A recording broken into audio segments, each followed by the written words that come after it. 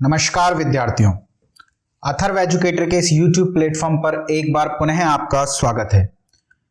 मित्रों, Allahabad high court group C group D के लिए हमारी जीके की जो सीरीज चल रही है उसका यह छठा पार्ट है। इस पार्ट में हम उच्चतम न्यायालय से बनने वाले बेहद महत्वपूर्ण प्रश्नों पर ताबड़तोड़ चर्चा करेंगे। चूंकि आपके एग्जाम में आपको बहुत ज्यादा समय बचा नहीं है, इसलिए हम थोड़ा फास्ट चलने का प्रयास करेंगे। दोस्तों चलिए प्रारंभ करता हूं मैं आज का सेशन। पर उससे पहले यदि चैनल पर नए आए हैं तो प्लीज चैनल को सब्सक्राइब कीजिए। अभी तक चैनल सब्सक्राइब नहीं किया है तो भी कर दीजिए, और यदि सेशन पसंद आए तो वीडियो को लाइक भी कीजिएगा दोस्तों, और इसे अपने दोस्तों को भी शेयर कीजिए ताकि उन्हें भी इस सेशन का फायदा मिल सके। चलिए प्रारंभ करता हूं मैं आज का पहला प्रश्न, और आज का पहला प्रश्न है, भारत में पहली बार उच्चतम न्यायालय का प्रावधान किस अधिनियम के तहत किया गया? आपसे पूछा जा रहा है कि भारत में पहली बार उच्चतम न्यायालय का प्रावधान किस अधिनियम के तहत किया गया है। देखिए, वर्तमान में जो उच्चतम न्यायालय हमारे भारत की है, जो दिल्ली में स्थित है, उसकी स्थापना तो हुई है 28 जनवरी सन 1950 को। पर भारत में सबसे पहली बार जो उच्चतम न्यायालय बना था भारत में कहीं भी, उसकी स्थापना सन 1774 में हुई थी, और यह उच्चतम न्यायालय कोलकाता में बना था। कोलकाता में बना था। और जिस अधिनियम के तहत इस उच्चतम न्यायालय की स्थापना हुई थी, वह अधिनियम था रेगुलेटिंग एक्ट 1773। रेगुलेटिंग एक्ट 1773 के तहत पहली बार भारत में किसी क्षेत्र के लिए उच्चतम न्यायालय की स्थापना की गई, और इस उच्चतम न्यायालय में केवल कोलकाता प्रेसिडेंसी का क्षेत्राधिकारी शामिल था। यानी कोलकाता प्रेसिडेंसी, जहां तक अंग्रेजों का 1773 या 74 में अधिकार था, वहीं तक इस उच्चतम न्यायालय का भी क्षेत्राधिकार था। और लॉर्ड एलिजा इम्पे इस उच्चतम न्यायालय के पहले मुख्य न्यायाधीश थे। यह प्रश्न पूछा गया है कि 1773 के अधिनियम के तहत जो उच्चतम न्यायालय सन 1774 में गठित हुई कोलकाता में, उसके पहले मुख्य न्यायाधीश कौन थे? तो उसके पहले मुख्य न्यायाधीश थे लॉर्ड एलिजा इम्पे। चलिए अगला प्रश्न देखते हैं। अगला प्रश्न है, संघीय न्यायालय की स्थापना किस अधिनियम के माध्यम से हुई? यह जो संघीय न्यायालय है दोस्तों, इसे हम आज वर्तमान उच्चतम न्यायालय का पूर्वाधिकारी भी कह सकते हैं। मतलब जो हमारी वर्तमान उच्चतम न्यायालय है, उससे पहले भारत की सबसे बड़ी न्यायालय थी संघीय न्यायालय। ध्यान रखिएगा, ये जिस समय ये संघीय न्यायालय थी, उस समय भारत की सबसे बड़ी न्यायालय थी, सबसे बड़ी न्यायालय। लेकिन यह सर्वोच्च नहीं थी, यानी यह सर्वोच्च न्यायालय नहीं थी, सर्वोच्च न्यायालय नहीं थी। देखिए, जो 1773 के तहत कोलकाता में सुप्रीम कोर्ट बनी थी, वो तो बाद में हाई कोर्ट में कन्वर्ट हो गई। 1935 के भारत शासन अधिनियम के द्वारा अक्टूबर 1937 में एक संघीय न्यायालय, जिसे हम फेडरल कोर्ट भी कहते हैं इंग्लिश में, उसकी स्थापना की गई दिल्ली में। यह तात्कालीन परिस्थिति समय में भारत की सबसे बड़ी न्यायालय तो थी, पर सर्वोच्च न्यायालय नहीं थी। सर्वोच्च न्यायालय इसलिए नहीं थी दोस्तों, क्योंकि इसके फैसलों के अगेंस्ट अपील की जा सकती थी प्रीवी काउंसिल में। लंदन में प्रीवी काउंसिल, जो लंदन की सबसे बड़ी कोर्ट थी, वहां पर अपील की जा सकती थी फेडरल कोर्ट के, यानी संघीय न्यायालय के निर्णयों के विरुद्ध। और यदि आपके कोर्ट के निर्णयों के विरुद्ध कहीं अपील हो सकती है तो आप सर्वोच्च या उच्चतम नहीं कहलाते। अब कोलकाता की न्यायालय को हमने उच्चतम न्यायालय क्यों कहा था? क्योंकि कोलकाता के क्षेत्राधिकार भले ही छोटा हो, पर उसके फैसलों के विरुद्ध कहीं अपील नहीं होती थी, तो वो वास्तव में सर्वोच्च न्यायालय थी। परंतु यह जो संघीय न्यायालय जिसकी स्थापना हुई है अक्टूबर 1937 में, और किस अधिनियम के तहत हुई है? भारत शासन अधिनियम 1935 के तहत। यह भारत की सबसे बड़ी न्यायालय तो थी, पर सर्वोच्च न्यायालय नहीं थी। इसके फैसलों के विरुद्ध अपील होती थी प्रीवी काउंसिल में। जब भारत में उच्चतम न्यायालय बनी 28 जनवरी सन 1950 को, उसके बाद इस संघीय न्यायालय का काम खत्म हो गया, इसे समाप्त कर दिया गया। चलिए अगला प्रश्न देखते हैं। अगला प्रश्न है, भारत में उच्चतम न्यायालय का उद्घाटन किस तिथि को हुआ? तो मैं बता चुका 28 जनवरी 1950 को भारत में उच्चतम न्यायालय का उद्घाटन हुआ। अब आप देखिए, 28 जनवरी 1950 को भारत में उच्चतम न्यायालय का उद्घाटन हो रहा है और हीरालाल जे कानिया, इन्हें कहीं कहीं हरिलाल जे कानिया भी लिखा जाता है, यहां तक कि सुप्रीम कोर्ट की वेबसाइट में भी इनका नाम हरिलाल जे कानिया लिखा है, पर एग्जाम में हीरालाल जे कानिया करके पूछा जाता है।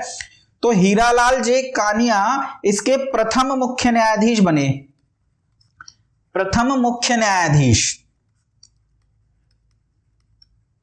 अब देखिए प्रथम मुख्य न्यायाधीश कब बनेंगे, जब सुप्रीम कोर्ट बनेगी। सुप्रीम कोर्ट कब बन रही है, 28 जनवरी 1950 को।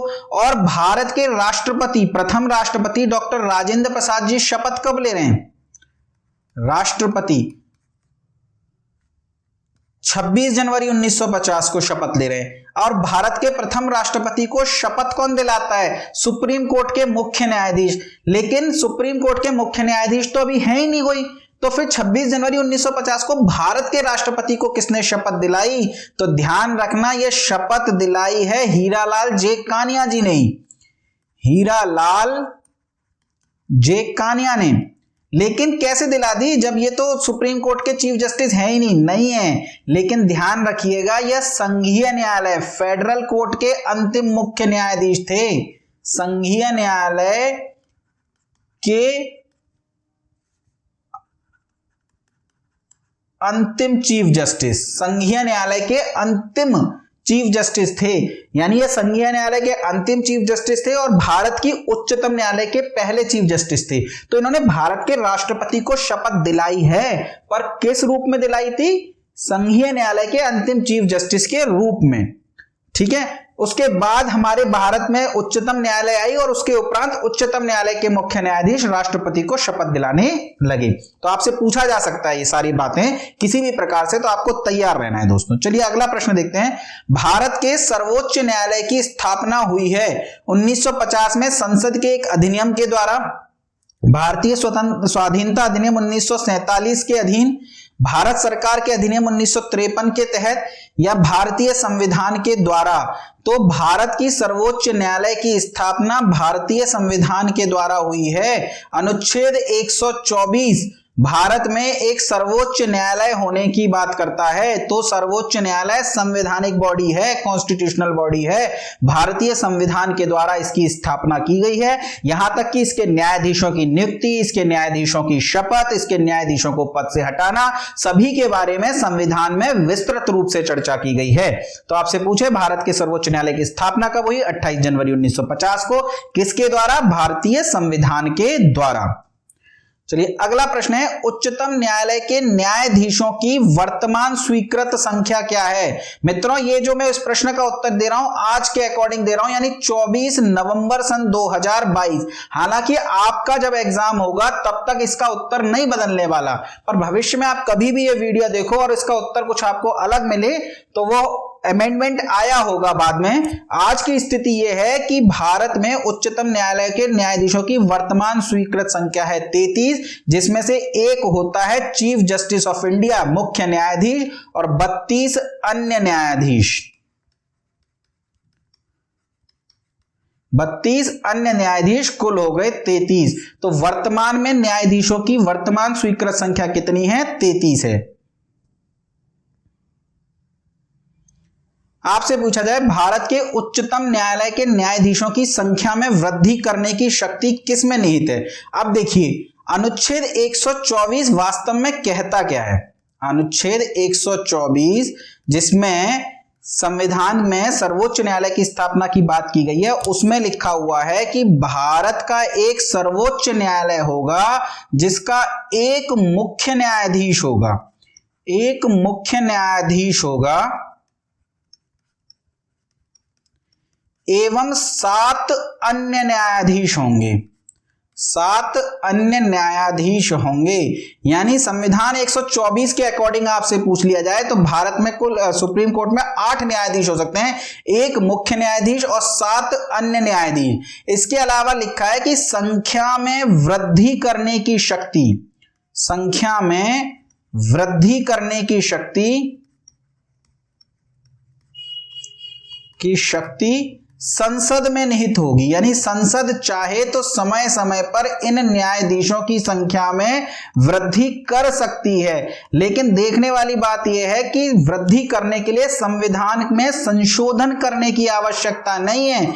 यह संख्या में वृद्धि संविधान संशोधन के माध्यम से नहीं की जाती, संविधान संशोधन के माध्यम से नहीं की जाती, अपितु अधिनियम पारित करके की जाती है, अधिनियम।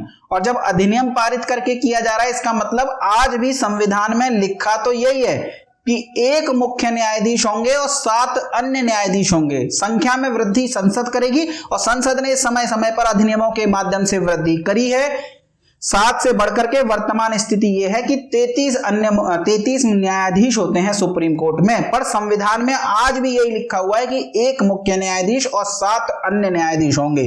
तो प्रश्न पढ़ लीजिएगा, आपसे पूछा क्या जा रहा है। तो वृद्धि करने की शक्ति संसद में निहित है। चलिए अगला प्रश्न है, सर्वोच्च न्यायालय के न्यायाधीशों की नियुक्ति की जाती है राष्ट्रपति के द्वारा। सर्वोच्च न्यायालय के न्यायाधीशों की नियुक्ति तो राष्ट्रपति करते हैं, पर कैसे करते हैं? राज्यसभा द्वारा अनुमोदित किए जाने पर, लोकसभा की सलाह पर, प्रधानमंत्री की सलाह पर, या सर्वोच्च न्यायालय के मुख्य न्यायाधीश के परामर्श के साथ। देखिए संवैधानिक स्थिति क्या है, पहले तो इसे समझिए। सर्वोच्च न्यायालय के न्यायाधीशों की नियुक्ति तो राष्ट्रपति करते हैं, ये तो संविधान में क्लियर लिखा हुआ है।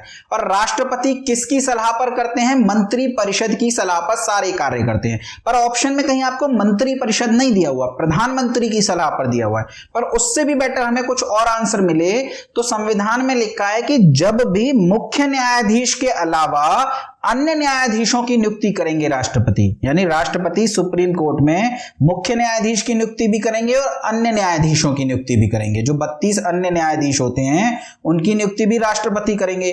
तो जब इन अन्य न्यायाधीशों की नियुक्ति करेंगे राष्ट्रपति, तो सीजेआई से सलाह लेंगे, सीजेआई से सलाह लेंगे, यानी कि भारत के मुख्य न्यायाधीश से परामर्श करने के उपरांत ही राष्ट्रपति अन्य न्यायाधीशों की नियुक्ति करेंगे। ये तो संवैधानिक स्थिति है। पर सुप्रीम कोर्ट ने अपने एक निर्णय के अनुसार इस स्थिति में थोड़ा परिवर्तन लाया है। वह परिवर्तन क्या है, अभी आने वाले प्रश्नों में मैं आपसे चर्चा करूंगा। पर अभी आप याद रखिए कि संवैधानिक स्थिति क्या है। सर्वोच्च न्यायालय के न्यायाधीशों की नियुक्ति राष्ट्रपति करते हैं और मुख्य न्यायाधीश के अलावा जब भी वो किसी अन्य न्यायाधीशों की नियुक्ति करते हैं तो सर्वोच्च न्यायालय के मुख्य न्यायाधीश से परामर्श करते हैं। अब मुख्य न्यायाधीश की नियुक्ति में तो मुख्य न्यायाधीश से परामर्श नहीं कर सकते ना, लेकिन अन्य न्यायाधीशों की नियुक्ति करते समय वे मुख्य न्यायाधीश से परामर्श करते हैं। चलिए अगला प्रश्न देखते हैं। अगला प्रश्न है, भारत के सर्वोच्च न्यायालय के कार्यवाहक मुख्य न्यायाधीश की नियुक्ति कौन करता है? सबसे पहले तो आप मुख्य न्यायाधीश की नियुक्ति समझिए। अन्य न्यायाधीशों की नियुक्ति तो हो गई, आपने मुख्य न्यायाधीश से परामर्श कर लिया और आपकी नियुक्ति कर दी गई है। पर मुख्य न्यायाधीश की नियुक्ति कैसे होती है? तो राष्ट्रपति सुप्रीम कोर्ट के किसी भी न्यायाधीश को मुख्य न्यायाधीश बना सकता है। पर हमेशा होता क्या है, परंपरा थी कि वरिष्ठतम न्यायाधीश को ही मुख्य न्यायाधीश बनाया जाएगा, वरिष्ठतम न्यायाधीश को ही मुख्य न्यायाधीश बनाया जाएगा। पर 2 बार इस परंपरा को तोड़ दिया गया इंदिरा गांधी की सरकार के समय। एक बार अजीत नाथ रे को मुख्य न्यायाधीश बना दिया गया, जबकि उनसे भी सीनियर 3 जज मौजूद थे। दूसरी बार में हमीदुल्ला बेग को मुख्य न्यायाधीश बना दिया गया, हमीदुल्ला बेग को, जबकि वे इस रेस में नहीं थे सीनियरिटी के अकॉर्डिंग। तो 2 बार इस परंपरा को तोड़ा गया, इसके अलावा कभी इस परंपरा को नहीं तोड़ा गया। भारत के वरिष्ठतम न्यायाधीश को ही भारत का मुख्य न्यायाधीश बनाया जाता है। हालांकि अब सुप्रीम कोर्ट का डिसीजन आ चुका है कि वरिष्ठतम न्यायाधीश ही मुख्य न्यायाधीश बनेंगे, इसलिए इस परंपरा को तोड़ने की अब थोड़ी उम्मीद बहुत कम है। पर आपसे पूछा जा रहा है कार्यवाहक मुख्य न्यायाधीश। कार्यवाहक मुख्य न्यायाधीश क्या होता है? जब कभी मुख्य न्यायाधीश अनुपस्थित हो, उन्होंने इस्तीफा दे दिया हो, उनको प्रस्ताव पारित करके हटा दिया गया हो, या किसी अन्य कारणों से वे अपने कर्तव्यों का पालन नहीं कर सकते, विदेश यात्रा पर चले गए, बहुत लंबे समय तक उन्होंने अवकाश ले लिया, ऐसी स्थिति में कार्यवाहक मुख्य न्यायाधीश नियुक्त किया जाता है। और यह कार्यवाहक मुख्य न्यायाधीश भी राष्ट्रपति के ही द्वारा नियुक्त किया जाता है। यानी कि मुख्य न्यायाधीश की नियुक्ति भी राष्ट्रपति करते हैं, अन्य न्यायाधीशों की नियुक्ति भी राष्ट्रपति करते हैं, और कार्यवाहक मुख्य न्यायाधीश की नियुक्ति भी राष्ट्रपति ही करते हैं। कार्यवाहक मुख्य न्यायाधीश बनाया किसी को जाएगा, किसे बनाया जाएगा? तो सुप्रीम कोर्ट के किसी भी जज को बना सकते हैं, कुछ नहीं लिखा संविधान में, किसी भी जज को बनाया जा सकता है राष्ट्रपति के द्वारा कार्यवाहक मुख्य न्यायाधीश। चलिए अगला प्रश्न देखते हैं। अगला प्रश्न आ गया उस परिवर्तन के बारे में जो मैंने आपसे अभी चर्चा करी थी। यहां पूछा जा रहा है सर्वोच्च न्यायालय के उस मंडल में जो सर्वोच्च न्यायालय में जजों की नियुक्ति की अनुशंसा से संबंधित है, में सर्वोच्च न्यायालय के मुख्य न्यायाधीश के अतिरिक्त कुछ अन्य वरिष्ठ न्यायाधीश होते हैं। ऐसे न्यायाधीश जो इस मंडल के सदस्य होते हैं की संख्या कितनी है? देखिए प्रश्न वास्तव में कहना क्या चाहता है, इसके लिए हमें थोड़ा पीछे जाना पड़ेगा एक प्रश्न पर। यहां देखिए इस प्रश्न में कहा गया था कि न्यायाधीशों की नियुक्ति की जाती है राष्ट्रपति के द्वारा सर्वोच्च न्यायालय के मुख्य न्यायाधीश से परामर्श लेकर, लेकिन सुप्रीम कोर्ट ने ही एक डिसीजन दिया और उन्होंने कहा कि न्यायाधीश की नियुक्ति करते समय मुख्य न्यायाधीश अकेले मुख्य न्यायाधीश से परामर्श नहीं लेना चाहिए, बल्कि इस संबंध में एक कॉलेजियम बनाया जाना चाहिए। इस संबंध में एक कॉलेजियम बनाया जाना चाहिए और उस कॉलेजियम की सलाह को ही मुख्य न्यायाधीश की सलाह माना जाएगा। इस कॉलेजियम में एक मुख्य न्यायाधीश होंगे, इसके अलावा 4 वरिष्ठ न्यायाधीश होंगे। जो भी सुप्रीम कोर्ट में 4 सबसे वरिष्ठ न्यायाधीश हैं वे इस कॉलेजियम का हिस्सा होंगे। यानी ये 5 लोग बताएंगे कि किसे सुप्रीम कोर्ट में न्यायाधीश बनाया जाना चाहिए, और ये कॉलेजियम में जो फैसला है वो बहुमत से लिया जाएगा। और ये जब फैसला कर लेंगे कि इस व्यक्ति को सुप्रीम कोर्ट का न्यायाधीश बनाना चाहिए, तब अपनी सिफारिशों को यह राष्ट्रपति के पास भेजेंगे। सिफारिशों को राष्ट्रपति के पास भेजेंगे कि फला फला व्यक्ति को भारत की सुप्रीम कोर्ट का न्यायाधीश बना दिया जाए। राष्ट्रपति इनकी सलाह को एक बार लौटा सकता है, एक बार सलाह लौटा सकता है, सलाह लौटा सकता है। पर सुप्रीम कोर्ट ने यदि पुनः उसी का नाम फिर से भेज दिया तो राष्ट्रपति को उस व्यक्ति को जज अपॉइंट करना पड़ेगा सुप्रीम कोर्ट में। लेकिन ये सारी बातें संविधान में नहीं लिखी हुई। संविधान में तो यही लिखा हुआ है क्या कि सर्वोच्च न्यायालय के मुख्य न्यायाधीश के परामर्श के साथ राष्ट्रपति सुप्रीम कोर्ट में न्यायाधीशों की नियुक्ति करेंगे। पर सुप्रीम कोर्ट का फैसला है कि जो सलाह है वो कॉलेजियम के द्वारा ली जाएगी, और इस कॉलेजियम में एक चीफ जस्टिस होगा, इसके अलावा 4 अन्य वरिष्ठ न्यायाधीश होंगे। चलिए अगला प्रश्न देखते हैं। अगला प्रश्न है सर्वोच्च न्यायालय में न्यायाधीश नियुक्त होने के लिए व्यक्ति को कम से कम कितने वर्ष उच्च न्यायालय का एडवोकेट होना चाहिए? वास्तव में यह सर्वोच्च न्यायालय के न्यायाधीशों की योग्यता से जुड़ा हुआ प्रश्न है। यह पूछ रहा है कि कौन सर्वोच्च न्यायालय में न्यायाधीश नियुक्त हो सकता है। इस संदर्भ में दोस्तों 2 योग्यताएं दी हुई हैं। पहला तो ये कि जो भी व्यक्ति सुप्रीम कोर्ट में न्यायाधीश नियुक्त होना चाहता है वह भारत का नागरिक होना चाहिए, भारत का नागरिक होना चाहिए। दूसरी शर्त के रूप में लिखा है कि उच्च न्यायालय में 5 वर्ष तक न्यायाधीश हो, 5 वर्ष तक जज रहा हो। यानी किसी भी उच्च न्यायालय में 5 वर्षों तक अगर कोई जज रहा है तभी वह सुप्रीम कोर्ट का न्यायाधीश बन सकता है। अब ये जज वो एक न्यायालय में रहा हो, 2 में रहा हो, 3 में रहा हो, 4 में रहा हो, इससे कोई फर्क नहीं पड़ता। टोटल कम से कम 5 वर्ष तक वो जज रहा हो। पर यदि कोई जज नहीं रहा, यानी दूसरी कंडीशन में एक और काम किया जा सकता है कि अगर आप 5 वर्ष तक जज नहीं रहे तब भी कोई समस्या नहीं। उच्च न्यायालय में यानी किसी भी हाई कोर्ट में 10 वर्षों तक अधिवक्ता के रूप में यानी वकील के रूप में, एडवोकेट के रूप में कार्य किया हो।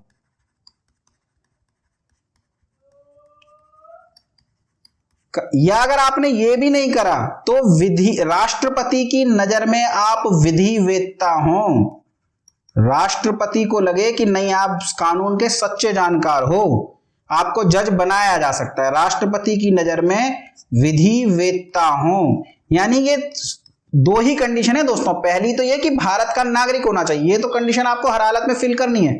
दूसरी कंडीशन में ये 3 दी हुई है, इन तीनों में से आप एक भी कर सकते हो।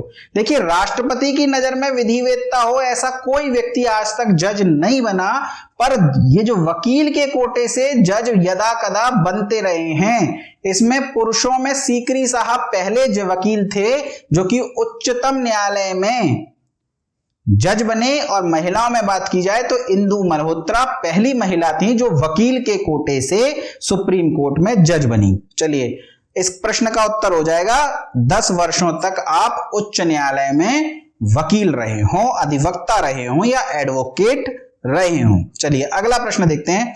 उच्चतम न्यायालय के न्यायाधीशों को शपथ कौन दिलाता है? राष्ट्रपति, राष्ट्रपति स्वयं, उसके द्वारा अधिकृत व्यक्ति, मुख्य न्यायाधीश या उपयुक्त में से कोई नहीं। देखिए, मैंने हर बार हर प्रश्न को इसी तरीके से कवर करने की कोशिश करी है कि आपको एक्चुअल पोजीशन समझ में आ सके। उच्चतम न्यायालय के न्यायाधीशों को शपथ राष्ट्रपति दिलाते हैं, या सही उत्तर हो जाएगा राष्ट्रपति स्वयं या उनके द्वारा अधिकृत व्यक्ति। देखिए, संवैधानिक स्थिति तो यही है, और वास्तव में होता क्या है प्रैक्टिकली क्या होता है?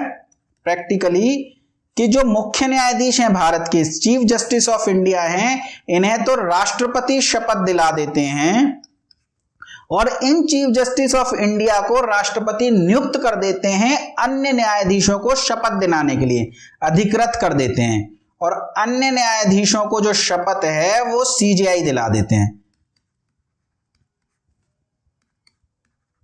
शपथ मुख्य न्यायाधीश दिला देते हैं सीजेआई, ताकि राष्ट्रपति को बार बार सुप्रीम कोर्ट में ना आना पड़े। उन्होंने बस एक बार सीजेआई को शपथ दिला दी, फिर जब भी कोई नया जज आएगा तो सीजेआई शपथ दिला देंगे। पर संवैधानिक स्थिति क्या है? शपथ राष्ट्रपति दिलाएंगे या अपने द्वारा अधिकृत व्यक्ति को। तो यहां मुख्य न्यायाधीश है, उसके बावजूद उत्तर क्या हो जाएगा? बी ही होगा दोस्तों। चलिए अगला प्रश्न देखते हैं। सर्वोच्च न्यायालय के न्यायाधीशों की सेवानिवृत्ति आयु क्या है?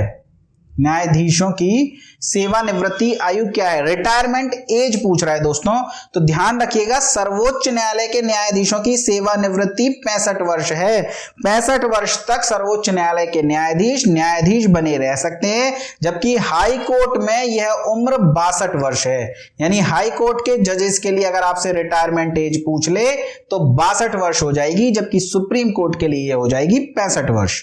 चलिए अगला प्रश्न है, सर्वोच्च न्यायालय का न्यायाधीश अपना पद त्याग कर सकता है पत्र लिखकर। राष्ट्रपति को पद लिख करके सर्वोच्च न्यायालय का न्यायाधीश अपना इस्तीफा दे सकता है। अभी तक मुख्य न्यायाधीशों में अगर बात करें, न्यायाधीश तो बहुत रहे होंगे जिन्होंने इस्तीफा दिया होगा, मुख्य न्यायाधीशों में बात करें तो अभी तक केवल 3 ही ऐसे मुख्य न्यायाधीश हुए हैं जिन्होंने राष्ट्रपति को पत्र लिख करके अपना इस्तीफा सौंपा है, या इस्तीफा सौंपा है, आप ये बात कह लीजिए। तो 3 मुख्य न्यायाधीश ऐसे रहे हैं जिन्होंने इस्तीफा सौंपा है। कौन कौन थे अभी बताएंगे प्रश्न में, आगे हमने प्रश्न दिया हुआ है।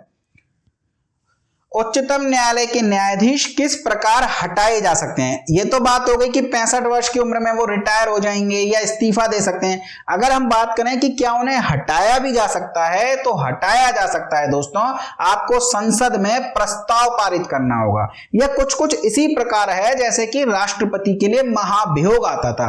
पर ये जो महाभियोग शब्द है, हम जनरली कह देते हैं कि हाई कोर्ट को जज को महाभियोग के माध्यम से हटाया, पर यह महाभियोग शब्द संविधान में केवल राष्ट्रपति के लिए इस्तेमाल किया गया है, यहां तक कि उपराष्ट्रपति के लिए भी नहीं किया गया।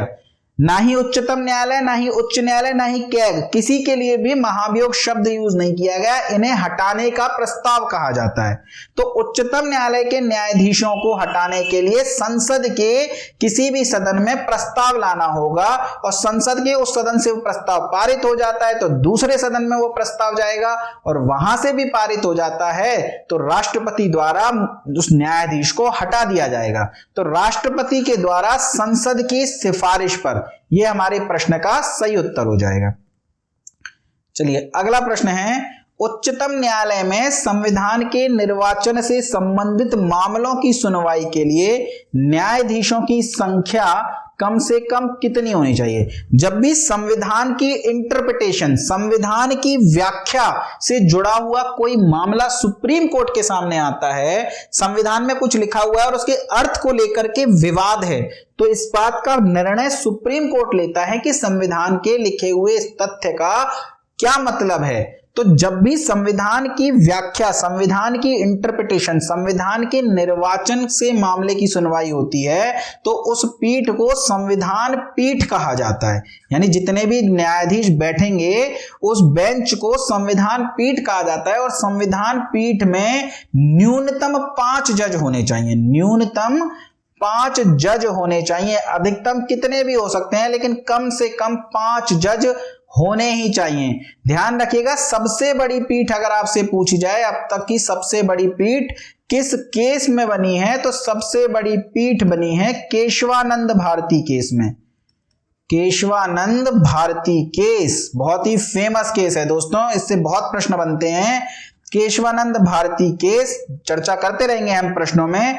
केशवानंद भारती केस में सबसे बड़ी पीठ बैठी थी 13 जजों की, 13 जजों की पीठ बैठी थी केशवानंद भारती केस में। तो संविधान पीठ में कम से कम 5 जज होने चाहिए। चलिए अगला प्रश्न है, सर्वोच्च न्यायालय में तदर्थ न्यायाधीश, तदर्थ न्यायाधीशों की नियुक्ति कौन करता है? इसको एडहॉक जजेस भी कहते हैं।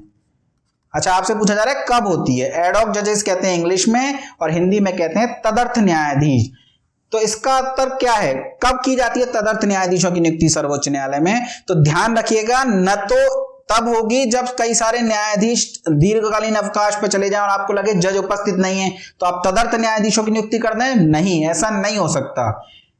कोई जज स्थायी नियुक्ति के लिए उपलब्ध नहीं है, परमानेंट जज नहीं नियुक्त कर पा रहे तो एडहॉक जज नियुक्त कर दें, यह भी संभव नहीं है दोस्तों। अचानक से सुप्रीम कोर्ट में वादों की बाढ़ आ जाए, कई सारे केस आ जाए, आपको लगे और जज चाहिए तो आप एडहॉक जज नियुक्त कर लें, ऐसा भी नहीं हो सकता। तो फिर एडहॉक जज नियुक्त कब होते हैं? एडहॉक जज जब नियुक्त होते हैं जब किसी सत्र के लिए न्यायाधीशों का कोरम नहीं होता। अब इसका क्या तात्पर्य है कि न्यायाधीशों का कोरम नहीं होता? अब देखिए, संविधान पीठ में कम से कम 5 सदस्य होने चाहिए, 5 जज होने चाहिए। अब कोई मामला आया है संविधान के निर्वाचन को लेकर के और हमारे पास 5 जज खाली नहीं है कि हम 5 जजों को यह केस सौंप सकें। ऐसी स्थिति में क्या करेंगे? या फिर होता यह है कि जब सुप्रीम कोर्ट अपने ही किसी निर्णय का पुनरावलोकन करती है तो पिछले जितने जजों की बेंच ने फैसला दिया है उससे ज्यादा जज चाहिए होते हैं। सपोज कीजिए किसी 7 बेंच की जजों की बेंच ने फैसला दिया है और उसका पुनरावलोकन करना है तो 7 से ज्यादा जजों की आवश्यकता पड़ेगी, पर जज फ्री नहीं है, उनका कोरम उपस्थित नहीं है। तो जब भी कोरम नहीं होता ऐसी स्थिति में न्यायालय में एडहॉक जज नियुक्त किए जाते हैं। केवल एकमात्र इसी स्थिति में एडहॉक जज नियुक्त किए जा सकते हैं सर्वोच्च न्यायालय में। अगला प्रश्न इसी से जुड़ा हुआ है, एडहॉक जज या तदर्थ न्यायाधीशों की नियुक्ति का प्रावधान किस किस न्यायालय में है? उच्चतम न्यायालय में, उच्च न्यायालय में, जनपद तथा सत्र न्यायालय में। तो ध्यान रखिएगा दोस्तों, तदर्थ न्यायाधीश या एडहॉक जजेस केवल और केवल उच्चतम न्यायालय में ही नियुक्त हो सकते हैं। आपके पास कोई भी पुस्तक है और उस पुस्तक में यदि ये उत्तर लिखा हुआ है कि उच्च न्यायालय और उच्चतम न्यायालय में तदर्थ न्यायाधीश नियुक्त हो सकते हैं तो काट दीजिए उसे। तदर्थ न्यायाधीश केवल और केवल उच्चतम न्यायालय में नियुक्त होते हैं। उच्च न्यायालय में अतिरिक्त न्यायाधीश यानी एडिशनल जज नियुक्त होते हैं, और एडिशनल जज और एडहॉक जजेस में बहुत अंतर है। एडहॉक जजेस का प्रावधान केवल और केवल उच्चतम न्यायालय या सुप्रीम कोर्ट में किया गया है दोस्तों। चलिए अगला प्रश्न है, निम्नलिखित में से किस वाद में उच्चतम न्यायालय ने संविधान के मूल ढांचे का सिद्धांत प्रतिपादित किया था? गोलकनाथ, केशवानंद भारती केस, मेनका गांधी केस या सायरा बानो वाद? दोस्तों इस प्रश्न का उत्तर तो है केशवानंद भारती वाद। यानी केशवानंद भारती वाद में सुप्रीम कोर्ट ने संविधान के मूल ढांचे का सिद्धांत प्रतिपादित किया या बेसिक स्ट्रक्चर ऑफ कॉन्स्टिट्यूशन का कंसेप्ट दिया। लेकिन इस संविधान के मूल ढांचे का सिद्धांत है क्या दोस्तों? तो इसका सिर्फ इतना सा अर्थ है कि संसद को संविधान में संशोधन करने का अधिकार है। संविधान में संशोधन कर सकती है संसद, और 24वें संशोधन के तहत संवैधानिक संशोधनों को न्यायालय में चुनौती नहीं दी जा सकती। यानी सुप्रीम कोर्ट में चुनौती नहीं, ऐसी वर्तमान में स्थिति है। केशवानंद भारती वाद में सुप्रीम कोर्ट ने कहा कि ठीक है, मान लिया सरकार संविधान के किसी भी भाग में संशोधन कर सकती है, यहां तक कि प्रस्तावना में और मूल अधिकारों में भी संशोधन कर सकती है, लेकिन सरकार किसी ऐसा संशोधन नहीं कर सकती जो कि संविधान की आत्मा को ही समाप्त कर दे। जिन सिद्धांतों पर संविधान खड़ा हुआ है उन सिद्धांतों को नष्ट भ्रष्ट कर दे, ऐसा कोई भी अमेंडमेंट सरकार को पास नहीं करने दिया जाएगा। और यदि कोई भी संवैधानिक संशोधन या कोई भी अधिनियम संविधान के मूल ढांचे के सिद्धांत को खंडित करता है तो उसे न्यायालय में चुनौती भी दी जा सकती है और उसे रद्द भी किया जा सकता है। इसका सबसे बड़ा एग्जाम्पल था अनुच्छेद संशोधन 99, यानी 99वां संविधान संशोधन, जो कि जजों की ही नियुक्ति से जुड़ा हुआ मामला था। और इस पूरे संशोधन को ही सुप्रीम कोर्ट ने रद्द कर दिया था दोस्तों। तो संविधान के मूल ढांचे का सिद्धांत अगर आपसे पूछा जाए किस वाद में प्रतिपादित किया, तो केशवानंद भारती वाद में। और इसी वाद में सुप्रीम कोर्ट की सबसे बड़ी बेंच बैठी थी, 13 जजों की बेंच। चलिए अगला प्रश्न है, संविधान के किस अनुच्छेद के अंतर्गत न्यायालयों द्वारा संसद की कार्यवाही की जांच करना प्रतिबंधित किया गया है? देखिए संविधान में शक्तियों का पृथक्करण है, शक्तियों का पृथक्करण, यानी कोई किसी के काम में इंटरफेरेंस नहीं करेगा।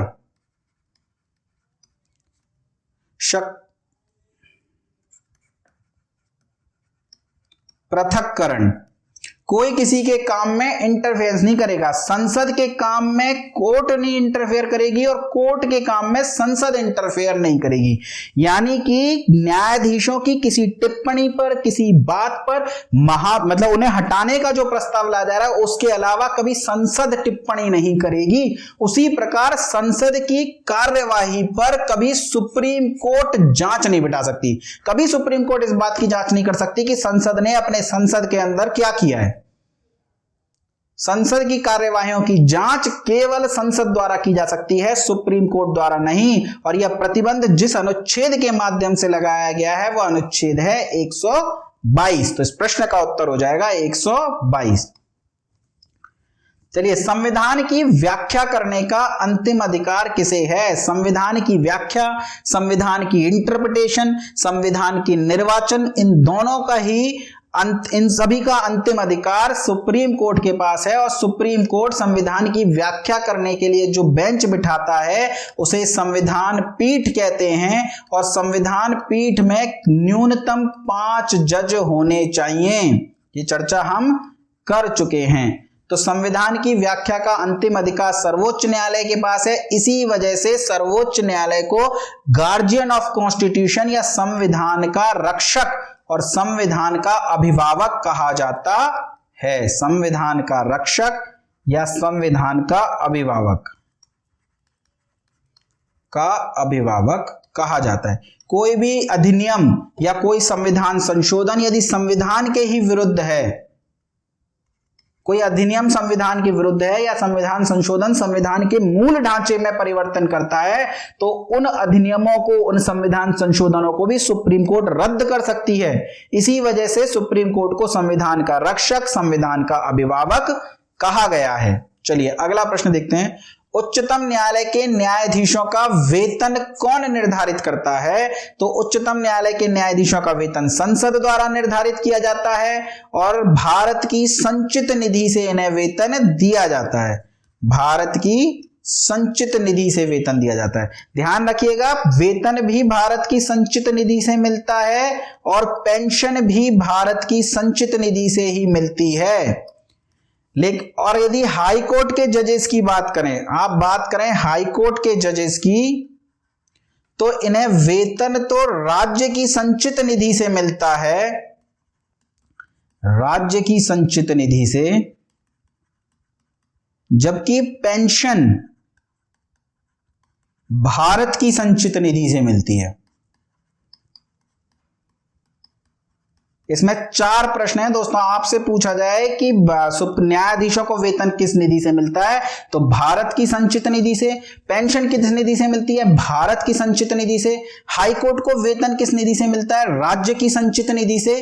पेंशन किससे मिलती है? तो भारत की संचित निधि से। यहां परिवर्तन है। ऐसा इसलिए दोस्तों कि उच्च न्यायालय के जजेस अलग अलग उच्च न्यायालयों में काम करते हैं, अलग अलग उच्च न्यायालय में अपनी सेवा देते हैं, तो सैलरी तो उस राज्य की संचित निधि से आ जाती है जिस राज्य में वो उस समय जज होते हैं। पर जब पेंशन की बात आए तो हर राज्य कहता है कि भाई साहब हम ये क्यों पेंशन दें, दूसरे राज्य से ले लो। तो इस सभी टकरावों से बचने के लिए उच्च न्यायालय के जजों की जो पेंशन है वो केंद्र सरकार कहती है हम ही दे देंगे, भारत की संचित निधि से दी जाती है।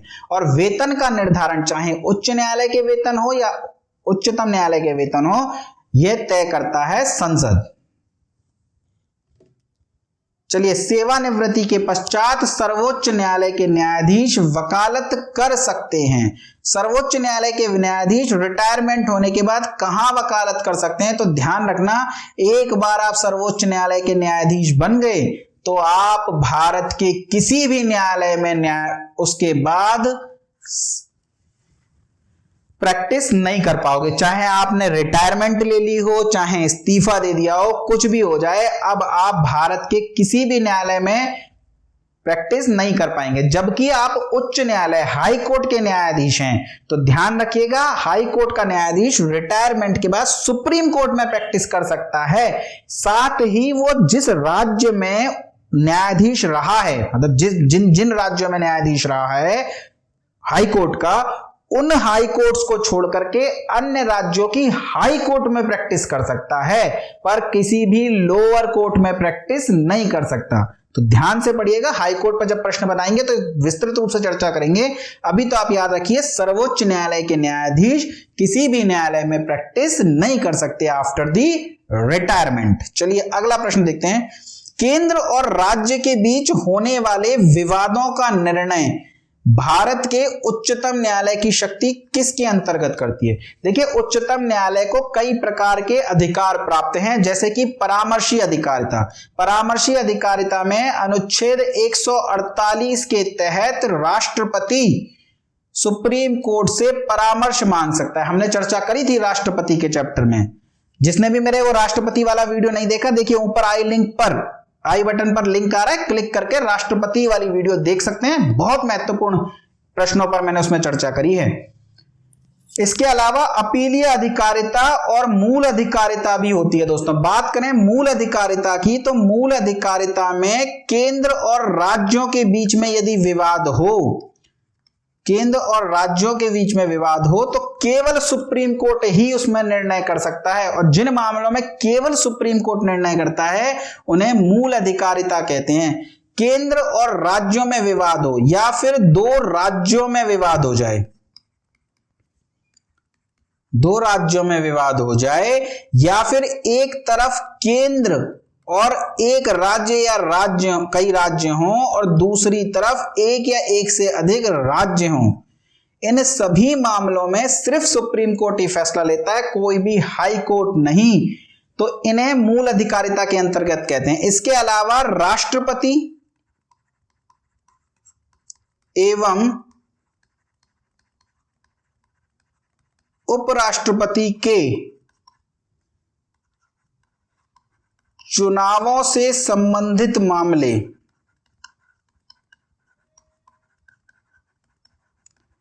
इनकी सुनवाई भी केवल सुप्रीम कोर्ट में की जाती है आर्टिकल 71 के तहत, अनुच्छेद 71 के तहत। तो आपसे पूछ रहा है केंद्र और राज्यों के बीच विवादों का निर्णय किस शक्ति के अंतर्गत आता है, तो मूल अधिकारिता के अंतर्गत, ओरिजिनल ज्यूरिसडिक्शन इसे इंग्लिश में कहते हैं। चलिए अगला प्रश्न है, उच्चतम न्यायालय द्वारा अब तक की दूसरी सबसे बड़ी खंडपीठ किस वाद में बनी है? देखिए सबसे बड़ी खंडपीठ बनी है केशवानंद भारती केस में, और दूसरी खंडपीठ, ये दूसरी सबसे बड़ी खंडपीठ थी गोलकनाथ केस में। गोलकनाथ केस में 11 जजों की खंडपीठ थी, और गोलकनाथ केस में दिए गए निर्णयों का ही तो पुनर्विलोकन करना था। इसी वजह से 11 जजों से बड़ी खंडपीठ बनाई गई थी 13 जजों की, किसमें? केशवानंद भारती केस में। तो यह सबसे बड़ी खंडपीठ हो जाएगी, जबकि गोलकनाथ केस दूसरी सबसे बड़ी खंडपीठ है अब तक की, जिसमें 11 जजों की बेंच बैठी थी। चलिए अगला प्रश्न है, निम्नलिखित में से किस वाद में यह रूपरेखा बनी कि मूल अधिकार किसी व्यक्ति को जैसा उसे सबसे अच्छा लगे उस तरह अपनी जिंदगी की रूपरेखा तैयार करने के लिए सक्षम बनाते हैं? ये सुप्रीम कोर्ट की एक टिप्पणी थी दोस्तों, एक एग्जाम में पूछी गई थी, इसलिए मैंने आपके लिए यहां पे रखी है। और यह टिप्पणी दी गई थी गोलकनाथ बनाम पंजाब राज्य में। इसमें कहा था कि व्यक्ति की जिंदगी को बेहतर बनाने के लिए मूल अधिकार बेहद आवश्यक है। इसका जो क्रक्स है वो ये निकलता है, और ये किस केस में कहा गया? तो गोलकनाथ बनाम पंजाब राज्य। आया हुआ प्रश्न है दोस्तों, तो ध्यान रखिएगा इस प्रश्न को। चलिए आधा रास्ता हम तय कर चुके हैं। फिर से कह रहा हूं दोस्तों, यदि आपने अभी तक चैनल सब्सक्राइब नहीं करा है तो प्लीज चैनल को सब्सक्राइब कीजिए, और वीडियो पसंद आ रही हो तो उसे जरूर लाइक कीजिएगा। आपकी बातें मुझे बहुत मोटिवेशन देंगी दोस्तों, तो मेरे मोटिवेशन के लिए बहुत जरूरी है कि आप चैनल सब्सक्राइब करें और वीडियो को लाइक करें। चलिए हम चलते हैं अपने अगले प्रश्न की ओर। संविधान की व्याख्या से संबंधित सभी विवाद उच्चतम न्यायालय के समक्ष लाए जा सकते हैं। देखिए संविधान की व्याख्या, बार बार आ रहा है ये प्रश्न, संविधान की व्याख्या के मामले में जो अंतिम निर्णय है वो सुप्रीम कोर्ट का होता है, और सुप्रीम कोर्ट जब भी संविधान की व्याख्या करेगी तो संविधान पीठ का गठन करेगी, और इस संविधान पीठ में या तो 5 न्यायाधीश होंगे या 5 से ज्यादा, यानी न्यूनतम 5 न्यायाधीश इस संविधान पीठ में होने चाहिए। और ध्यान रखिएगा, ये जो संविधान पीठ जब संविधान की व्याख्या से संबंधित मामले सुनती है तो उसे अपीलीय क्षेत्राधिकार कहा जाता है। हाई कोर्ट के किसी फैसले के विरुद्ध जब अपील की जाती है सुप्रीम कोर्ट में तो वह मामले भी अपीलीय क्षेत्राधिकार में आते हैं, और संविधान पीठ से जुड़े हुए जो मामले हैं वे यदि सुप्रीम कोर्ट में डायरेक्ट भी आए हैं तब भी वह अपीलीय क्षेत्राधिकार के अंतर्गत आते हैं। जबकि परामर्शी क्षेत्राधिकार अनुच्छेद 148 के तहत राष्ट्रपति प्रयोग करते हैं, और प्रारंभिक क्षेत्राधिकार कब होता है? जब केंद्र और राज्यों का विवाद हो जाए, राज्य और राज्यों का विवाद हो जाए, या एक तरफ केंद्र हो और दूसरी तरफ राज्य हो दोस्तों। तो यहां पूछा जा रहा है संविधान की व्याख्या, तो यह अपीलीय क्षेत्राधिकार के अंतर्गत है। अगला प्रश्न पूछा जा रहा है, निम्नलिखित कथनों पर विचार कर बताइए कि इनमें से कौन सा एक सही है? उच्चतम न्यायालय केवल मूल क्षेत्राधिकार रखता है? ऐसा तो नहीं है दोस्तों, मूल के साथ अपीलीय भी रखता है, अपीलीय के साथ परामर्श भी रखता है। तो मूल, अपीलीय, परामर्शी संबंधी क्षेत्राधिकार रखता है। यही हमारे प्रश्न का उत्तर हो जाएगा। चलिए अगला प्रश्न है, भारत में सुधारात्मक याचिका उच्चतम न्यायालय में किस अनुच्छेद के अंतर्गत दाखिल की जाती है? सुप्रीम कोर्ट में कई प्रकार की याचिकाएं दाखिल की जाती हैं, इसमें से एक याचिका है सुधारात्मक याचिका, और सुधारात्मक याचिका जिस अनुच्छेद के तहत सुप्रीम कोर्ट में दाखिल की जाती है वो है अनुच्छेद 132। ध्यान रखिएगा, एक केस था रूपा अशोक हुर्रा।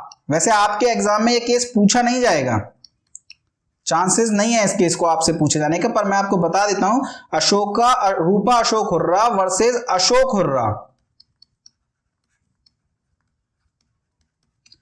यह बहुत फेमस केस है, और यह केस जुड़ा हुआ है सुधारात्मक याचिका के निर्णय को लेकर। तो सुधारात्मक याचिका अनुच्छेद 132 के तहत सुप्रीम कोर्ट में दाखिल की जाती है।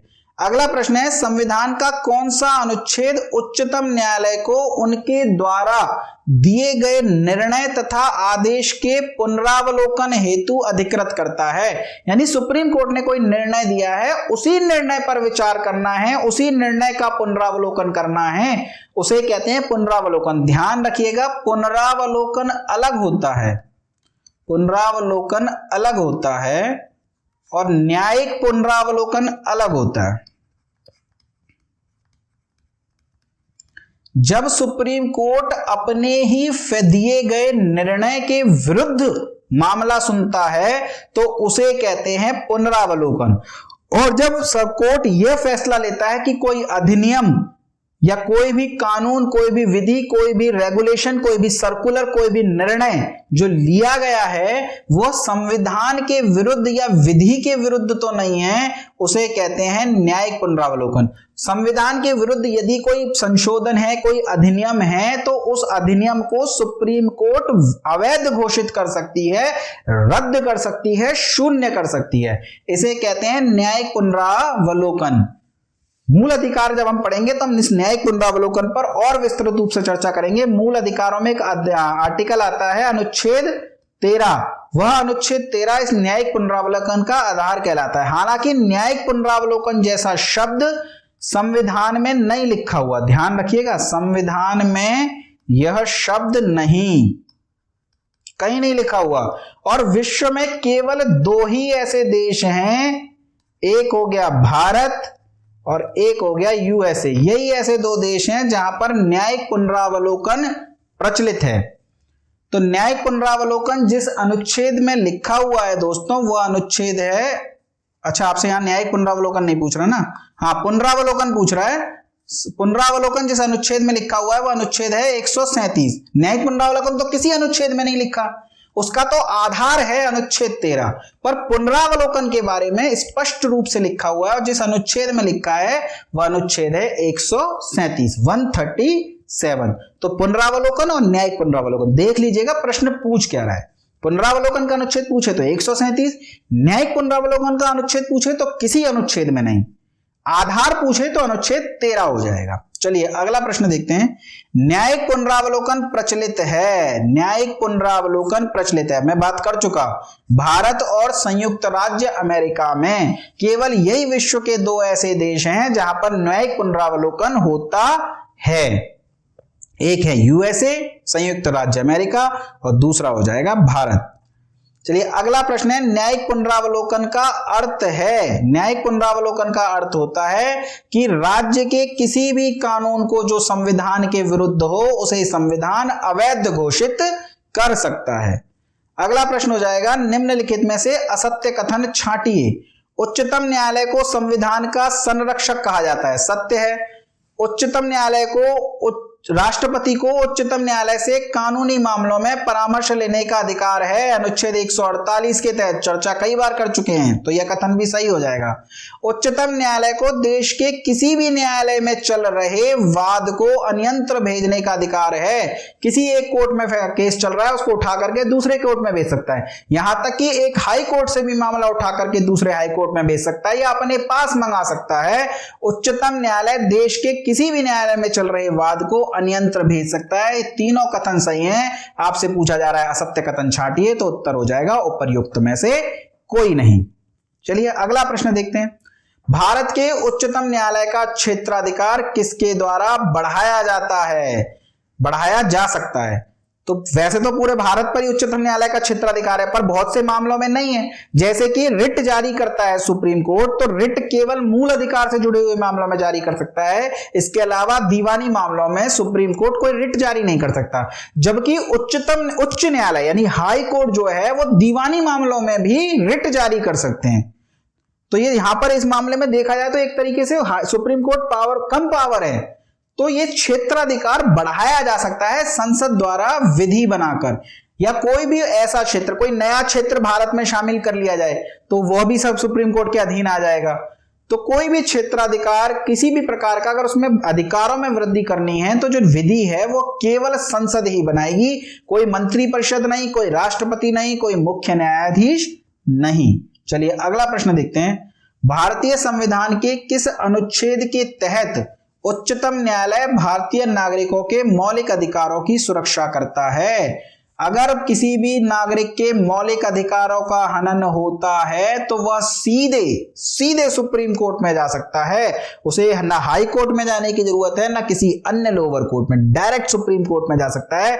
और जिस अनुच्छेद के तहत जाता है वह अनुच्छेद कहलाता है अनुच्छेद 32। अनुच्छेद 226 में हाई कोर्ट में जाते हैं आप जब मौलिक अधिकारों का हनन होता है, पर सुप्रीम कोर्ट में कब जाते हैं? अनुच्छेद 32 के तहत।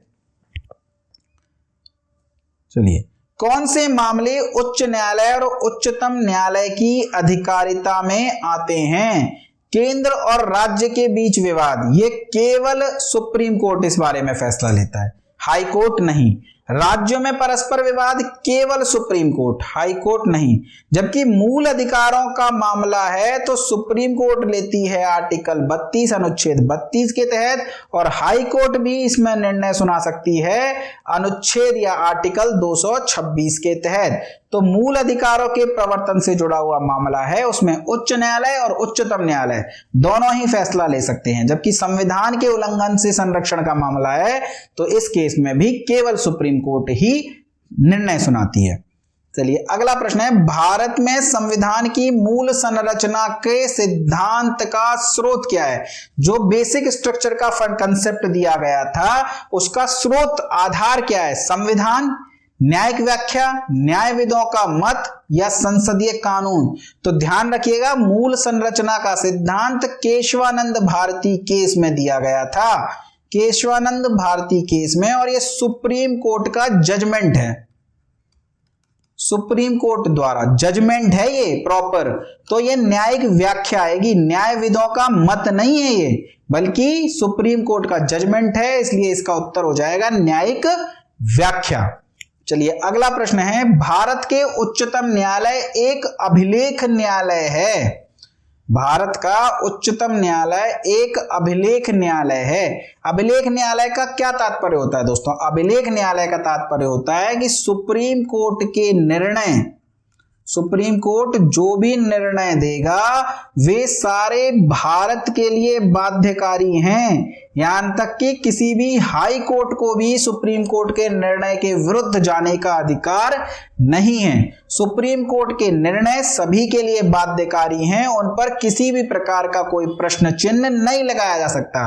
और सुप्रीम कोर्ट की यदि अवमानना करते हो तो आपको दंडित भी किया जा सकता है। यानी अभिलेख न्यायालय का तात्पर्य है कि एक तो आपके निर्णय सभी पर बाध्यकारी होंगे और यदि निर्णय नहीं मानते तो उन्हें दंडित भी किया जा सकता है। इस प्रश्न का उत्तर हो जाएगा डी, बी और सी दोनों। जबकि अपने निर्णयों का अभिलेख रखना होता है, इसलिए अभिलेख न्यायालय नहीं कहते। अगला प्रश्न है, भारत के नीचे दिए गए न्यायालयों में से किसे अभिलेख न्यायालय कहा जाता है? तो ध्यान रखिएगा, उच्च न्यायालय और उच्चतम न्यायालय दोनों को ही अभिलेख न्यायालय कहा जाता है। उच्च न्यायालय के फैसले भी बाध्यकारी होते हैं, सुप्रीम कोर्ट पर नहीं बाध्यकारी होते, पर अपने नीचे के राज्य में अन्य कोर्टों पर तो बाध्यकारी होते हैं, दूसरे राज्य के कोर्ट्स पर भी बाध्यकारी नहीं होते, पर स्वयं के राज्य के कोर्ट पर बाध्यकारी होते हैं। उनके निर्णयों के विरुद्ध भी अवमानना का नोटिस जारी किया जा सकता है समस्त भारत की जनता या जो भी निर्णय ले उसके अगेंस्ट। तो अभिलेख न्यायालय किस किस को कहते हैं? उच्च न्यायालय को या उच्चतम न्यायालय को। ध्यान रखिएगा ये बात। भारत के उच्चतम न्यायालय के निर्णय के विरुद्ध क्या सही है? उच्चतम न्यायालय को अपने निर्णय को परिवर्तित करने का अधिकार है। पुनरावलोकन के विषय में चर्चा करी थी हमने अनुच्छेद 137 में, यानी अपने निर्णय के विरुद्ध सुप्रीम कोर्ट अपील भी सुन सकता है और अपने ही निर्णय को परिवर्तित भी कर सकता है। भाई गोलकनाथ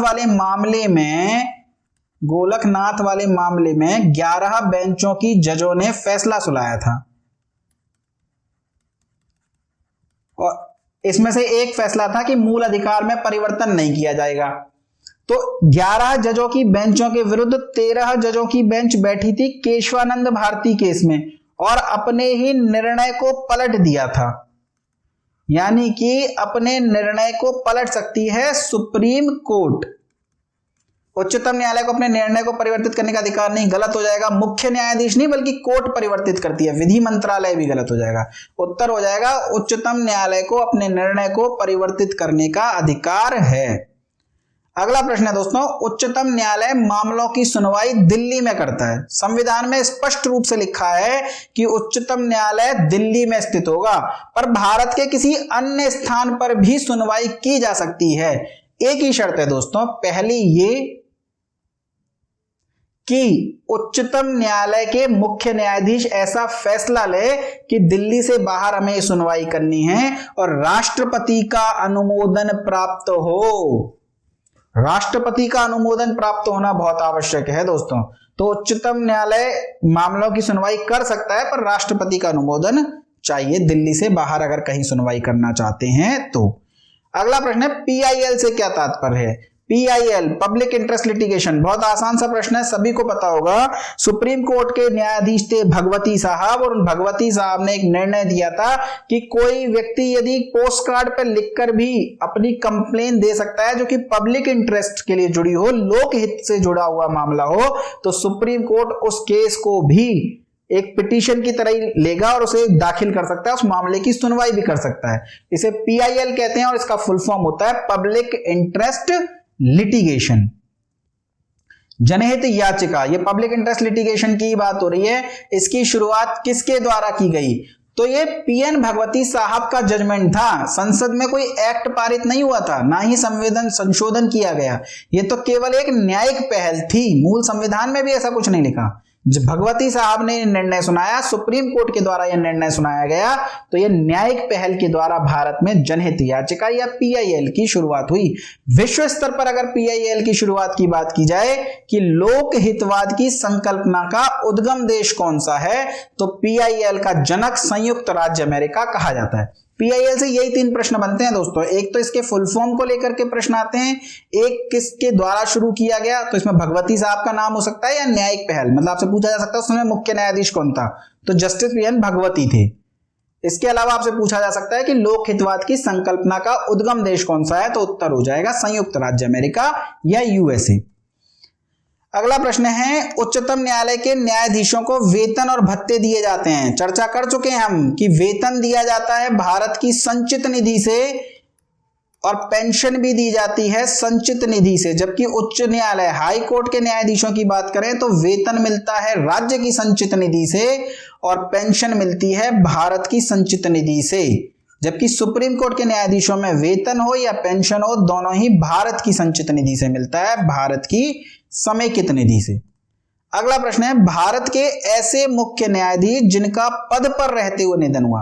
तो ध्यान रखिएगा, भारत के 2 ही मुख्य न्यायाधीश ऐसे रहे हैं जिनका पद पर रहते हुए निधन हुआ है। एक तो भारत के पहले मुख्य न्यायाधीश हीरा लाल जे कानिया, इनका पद पर रहते हुए निधन हुआ है। इसके अलावा दूसरे रहे हैं सब्यसाची मुखर्जी, सब्यसाची मुखर्जी, इन दोनों का ही पद पर रहते हुए निधन हुआ है। हीरालाल जेकानी ऑप्शन में नहीं दिया हुआ, इस वजह से उत्तर हो जाएगा सब्यसाची मुखर्जी। बीजन कुमार मुखर्जी, के सुब्बा राव और आर.एस. पाठक, ये 3 भारत के ऐसे CJI chief justice of India रहे हैं जिन्होंने अपना इस्तीफा दिया। केवल 3 ही सीजेआई हैं जिन्होंने इस्तीफा दिया, और इस्तीफा किसे देते हैं? राष्ट्रपति को। तो कितने, आपसे पूछ लिया जाए कितने मुख्य न्यायाधीश ऐसे हैं जिन्होंने अपना इस्तीफा दिया, तो 3। कौन कौन सा? बीजन कुमार मुखर्जी, के सुब्बा राव, आर.एस. पाठक। और जहां भी 3 होता ना, याद कर लेना चाहिए दोस्तों। चौथा आपको नाम देकर पूछ सकता है कि निम्न में से किसने इस्तीफा नहीं दिया या कौन भारत के मुख्य न्यायाधीश नहीं रहे, कैसा भी प्रश्न बनाया जा सकता है। चलिए अगला प्रश्न देखते हैं, किसने सर्वाधिक समय तक भारत के मुख्य न्यायाधीश के रूप में कार्य किया? सबसे ज्यादा समय तक वाई.बी. चंद्रचूड़ ने काम किया है। यह भारत के 16वें मुख्य न्यायाधीश थे और इन्होंने लगभग 7 वर्षों तक मुख्य न्यायाधीश के रूप में कार्य किया है। जबकि सबसे कम समय रहा है कमल नारायण सिंह का, यह भारत के 22वें मुख्य न्यायाधीश थे और इन्होंने लगभग 13 दिन तक भारत के मुख्य न्यायाधीश के रूप में कार्य किया है। तो सर्वाधिक लंबा कार्यकाल पूछा जाए तो वाई.बी. चंद्रचूड़, सबसे कम कार्यकाल पूछा जाए तो कमल नारायण सिंह। चलिए अगला प्रश्न है, भारत की पहली महिला मुख्य न्यायाधीश निम्न में से कौन रही हैं? अन्ना चांडी, लीला सेठ, फातिमा बीवी या उपयुक्त में से कोई नहीं। बात करें अन्ना चांडी की तो यह भारत की पहली महिला जज हैं। किसी भी न्यायालय में जज बनने वाली भारत की पहली महिला जज अगर आपसे पूछे तो उत्तर हो जाएगा अन्ना चांडी। केरल हाई कोर्ट की भी यह जज रही हैं। जबकि लीला सेठ किसी भी उच्च न्यायालय में पहली महिला मुख्य न्यायाधीश रही हैं। हिमाचल प्रदेश हाई कोर्ट की मुख्य न्यायाधीश बनी थी और मुख्य न्यायाधीश हाई कोर्ट में बनने वाली पहली महिला रही हैं लीला सेठ। दिल्ली हाई कोर्ट की मुख्य न्यायाधीश के रूप में भी कार्य किया इन्होंने।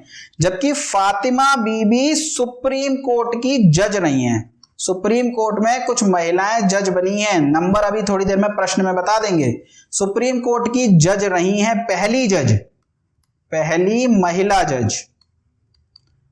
सुप्रीम कोर्ट में पहली महिला जज बनी थी फातिमा बीवी। जबकि अभी तक सुप्रीम कोर्ट में कोई भी महिला मुख्य न्यायाधीश नहीं रही, यानी भारत में आज तक कोई महिला मुख्य न्यायाधीश नहीं बनी है दोस्तों। चलिए बात करते हैं उच्चतम न्यायालय में अब तक कुल कितनी महिला जजेस रही हैं। तो उच्चतम न्यायालय में अभी तक 11 महिला जज रही हैं। वर्तमान में 3 महिला जज कार्यरत हैं। अभी तक कुल पूछा जाए तो 11, वर्तमान में कितनी हैं? 3, बाकी की रिटायर हो गई। बिना किसी उच्च न्यायालय में वकील बने सीधे उच्चतम न्यायालय में न्यायाधीश बनने वाली पहली महिला कौन है? तो योग्यताओं में हमने चर्चा करी थी कि जज अगर आप बनना चाहते हैं उच्चतम न्यायालय में तो आपको भारत का नागरिक होना चाहिए। इसके अलावा जो दूसरी योग्यता दी थी वो ये कि किसी भी हाई कोर्ट में 5 वर्षों तक जज के रूप में कार्य किया हो, या फिर किसी भी हाई कोर्ट में 10 वर्षों तक एडवोकेट के रूप में कार्य किया हो, या राष्ट्रपति की नजर में विधिवेत्ता हो। तो ये जो एडवोकेट के रूप में कार्य करते हुए जो जज बनते हैं, इसमें आपसे पूछा जा रहा है पहली महिला जज कौन थी? तो उत्तर हो जाएगा इंदु मल्होत्रा। इंदु मल्होत्रा पहली महिला जज थी सुप्रीम कोर्ट की जो वकील के कोटे से जज बनी थी। आप लिख लीजिए यहां पे, वकील के कोटे से। वैसे तो इस प्रश्न का उत्तर वही मतलब वही है, वकील के कोटे से जज बनने वाली पहली महिला। जबकि ऊपर के जो 3 नाम देख रहे हैं आप, इसमें से बेला त्रिवेदी, नागरत्ना और हिमा कोहली ये वर्तमान में जज हैं सुप्रीम कोर्ट में, जिसमें से हिमा कोहली तेलंगाना हाई कोर्ट की पहली महिला मुख्य न्यायाधीश भी रही हैं। पहली महिला मुख्य न्यायाधीश। चलिए अगला प्रश्न देखते हैं।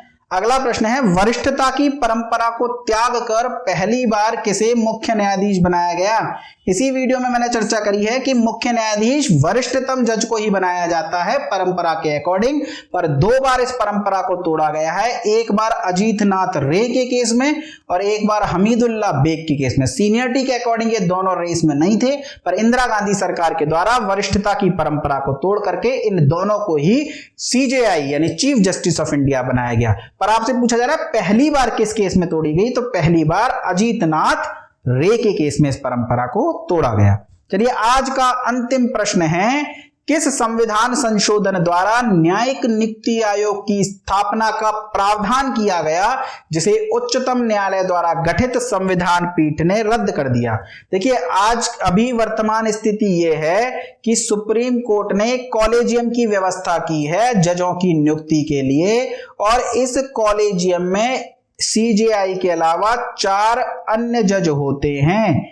लेकिन 99वां संविधान संशोधन करके एक न्यायिक नियुक्ति आयोग बनाया गया था जजों की नियुक्ति के लिए, जिसमें एक CJI होता था, इसके अलावा 2 अन्य जज होते थे, विधि मंत्री हुआ करता था, राष्ट्रपति के द्वारा नामित 2 अन्य सदस्य भी हुआ करते थे।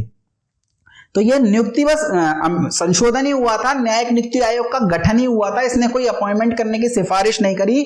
इस 99वें संविधान संशोधन जिसके माध्यम से इसका गठन किया गया उसे सुप्रीम कोर्ट ने रद्द कर दिया। जस्टिस खेयर साहब की बेंच बैठी थी संविधान पीठ, और संविधान पीठ ने कहा कि न्यायिक नियुक्ति आयोग संविधान की मूल ढांचे पर प्रहार है, यह संशोधन रद्द किया जाता है। तो वह संशोधन कौन सा था? 99वां संशोधन। तो दोस्तों यह उच्चतम न्यायालय से जुड़े हुए 51 महत्वपूर्ण प्रश्न थे जिसमें मैंने सर्वोच्च न्यायालय को के हर आयाम को, सर्वोच्च न्यायालय से बनने वाले हर प्रश्न को इसमें कवर किया है। इस वीडियो को आप अच्छे से देखिए, बार बार पढ़िए। एग्जाम में यदि इस चैप्टर से आपको कोई प्रश्न देखने को मिलता है तो मुझे पूरी उम्मीद है कि आप उस प्रश्न को तोड़ देंगे।